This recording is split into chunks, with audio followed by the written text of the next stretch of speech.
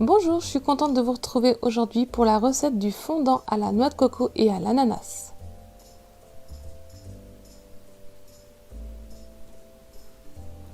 Il vous faudra 90 g de farine, 30 g de noix de coco râpée, 2 œufs, 290 g d'ananas en boîte de conserve et vous gardez 10 centilitres de jus, 80 g de sucre et la moitié d'un sachet de levure chimique.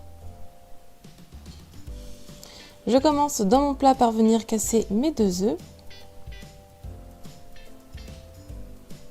J'y ajoute le sucre en poudre et avec le fouet, je viens mélanger vivement pour que le tout s'incorpore ensemble et que le mélange commence à devenir mousseux.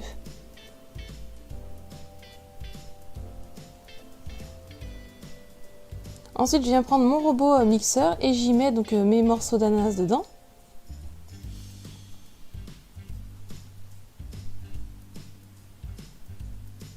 J'y ajoute les 10 centilitres de jus d'ananas et je vais venir donc mixer le tout pour en obtenir une purée.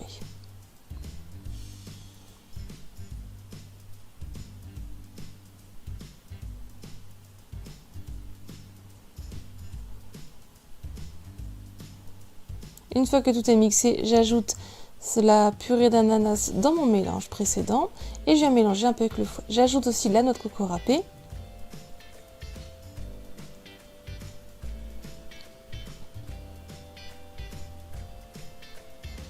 Je viens mettre la farine en une seule fois et la moitié du sachet de levure chimique.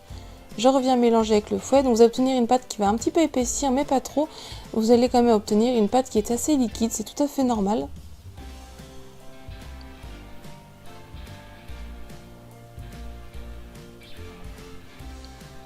Ensuite, vous prenez un moule ou un cercle à pâtisserie de 18 ou même 20 cm de diamètre, ça marche très bien.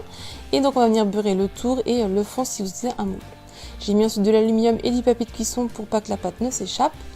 Et je viens verser donc ma pâte à gâteau dedans. Et je fais cuire à 180 degrés pendant 25 à 30 minutes. Une fois que c'est à peu près bien doré, on va pouvoir retirer et laisser un petit peu refroidir.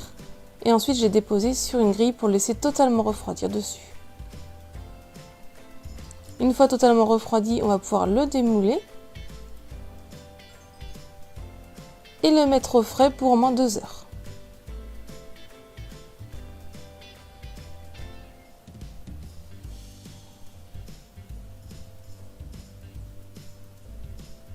Voici la texture bien fondante du fondant à la noix de coco et à l'ananas.